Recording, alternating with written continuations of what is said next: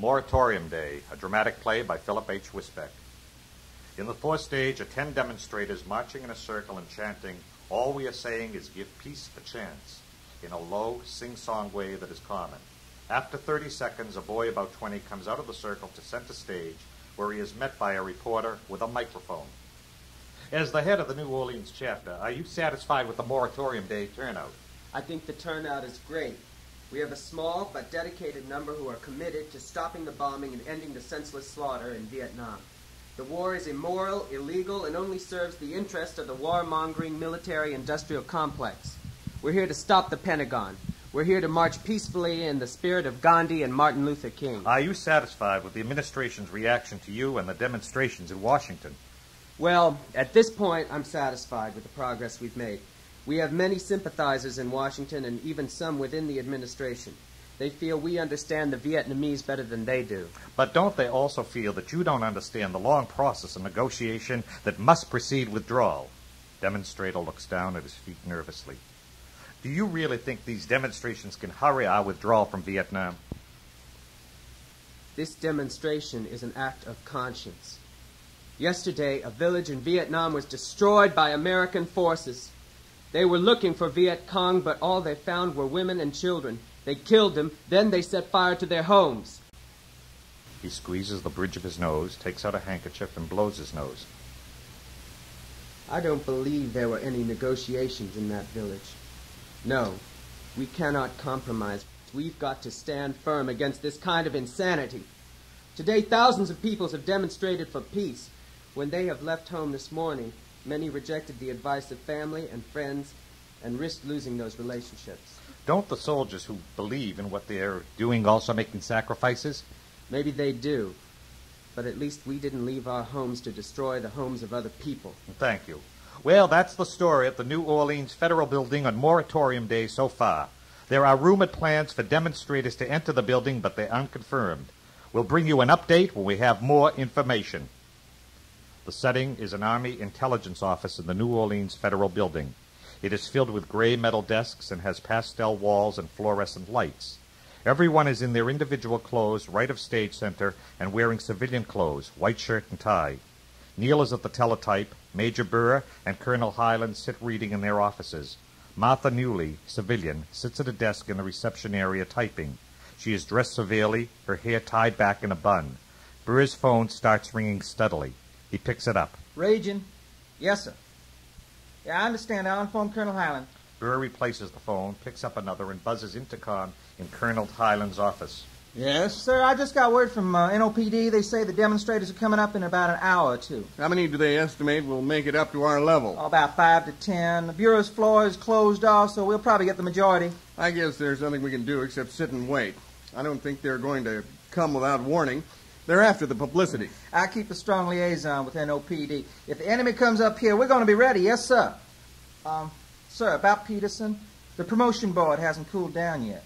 What do they say? They say he should be transferred. I see. Yesterday he was asking me about the board results, so I guess he doesn't know how much of a stir he created. The younger officers, 3 out of 5, passed him, but Major Dykem and Colonel Tram took him off the list. They're pretty angry. It was that question about the defense policy. Yes, sir. All he had to say was we're all fighting for everyone's freedom, and it would have been all right. I don't think he means to be insubordinate. He couldn't have known exactly what he was saying, sir. No, I don't suppose he could have. Still, I don't believe he's really happy here. Well, call me when NOPD gives us more word. Yes, sir.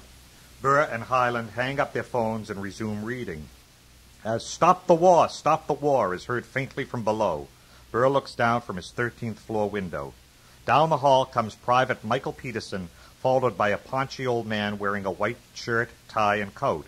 The man is a Government Services Administration, GSA, official. Michael enters the door and goes through an area separated from the rest of the office by a small fence and gate. Good morning, Mrs. Newley. Morning, Michael. Getting ready for the big day? I'm here, sir, just like any other day. Why, I've got to be here to keep this office running or I'll have nothing to do. Glad to see you're back from San Antonio, sir. We were worried about you. Oh? Why? Oh, no reason. Just flying around in those old rickety airplanes can be hazardous.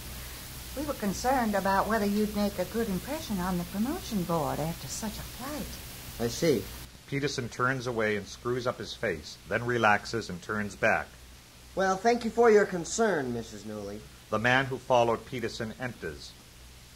Colonel Highlandon, we're from GSA. Yes, sir. She goes to the colonel's closed door, knocks, and then opens it. 3 men to see you, sir, from GSA. Your name, sir? Bollinger. Huh. Mr. Bollinger, sir, go right in. They enter his office and close the door. Peterson enters mail and teletype room. Neil is typing. He looks up just as Peterson puts his jacket down.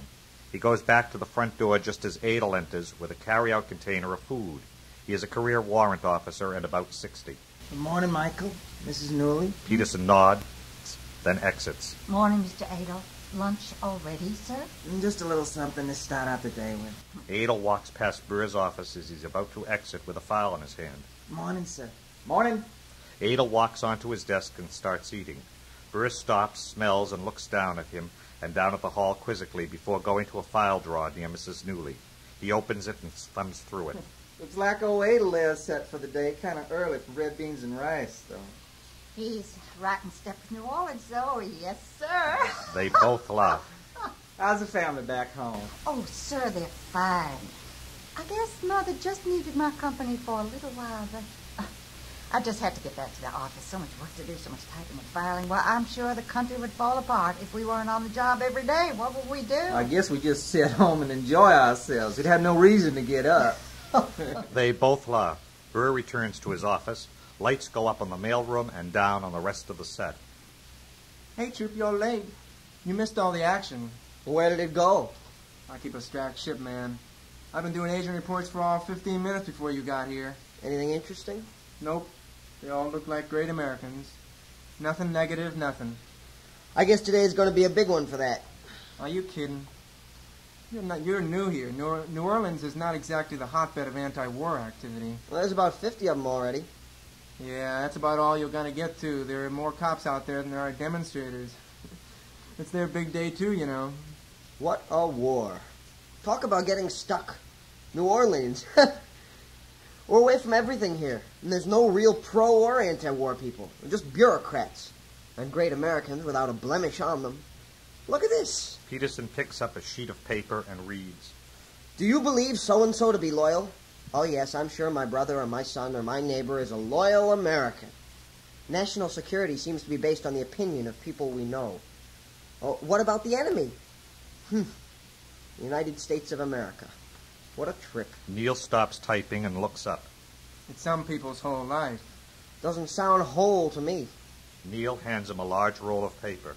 Here, make yourself useful. Peterson unrolls a poster and tapes it on a wall facing the audience. On it is printed in big letters, 0 defects. Most people live empty lives. Here, look at this inspirational message. Neil gets up and looks. Beautiful. Yes, beautiful. 0 defects. For the bureaucrat who has everything but still has nothing to give his fellow man. 0 defects, and so 0 accomplishments. Neil and Peterson return to their work.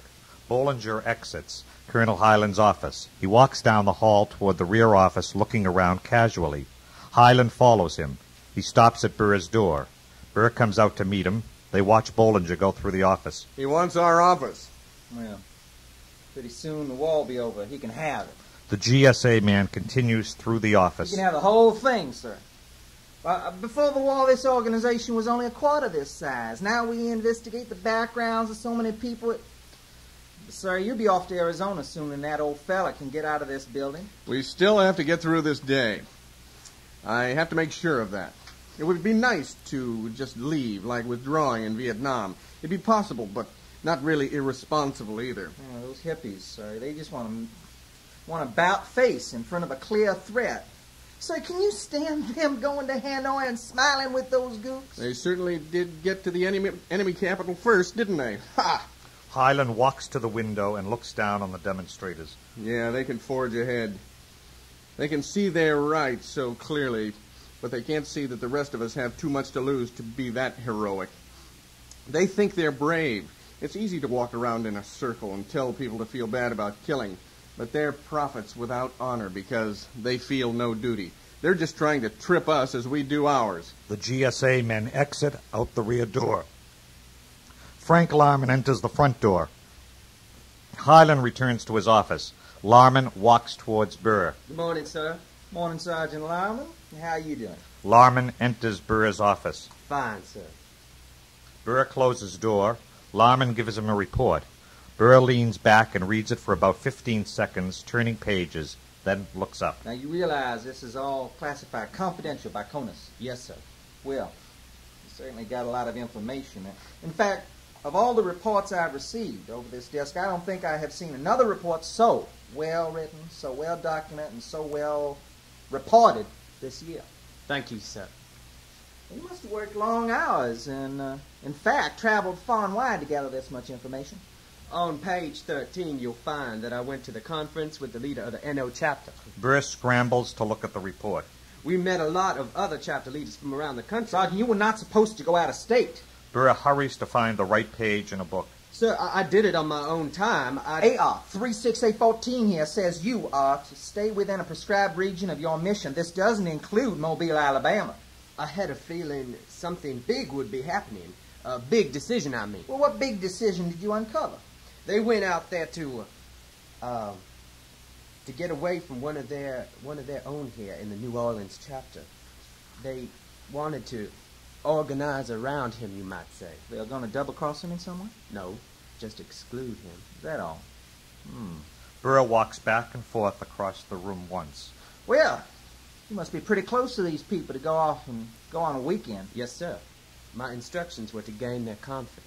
Certainly. Burr leans forward, smiling. You aren't gaining a little on the side, are you? Sir? Oh, no, sir, no. Right. Burr's smile drains. All right. Sergeant, you can go now. I'll read the rest of your report later. Thank you, sir. Larman rises and starts to exit. Oh, John, don't forget your assignment is over now that the big day is here. Yes, sir. You should try to relax a little. Don't take life so seriously. You live longer. Can I... Now, I know you have the best intentions in going over to Mobile, but maybe you're a little too zealous. Y'all can do your duty without getting so uptight. The old man, he gets awful tense. You should have heard him a minute ago. Can I go, sir? No, not yet. You know, half the battles in man are jokes. And you should develop a sense of humor so you don't go running off into the blue like those guys are ordered to do. Sir, don't you believe their sacrifice should be taken seriously? I'm not saying you shouldn't defend your life or your integrity. I just think you're not alone in this war. There are other men who feel they're contributing big, too. And there's an enemy who, well, he ain't going away. Everybody wants what they want. So we might as well do our spying and write our reports and have a party. We're lucky the old man lets officers and enlisted socialize.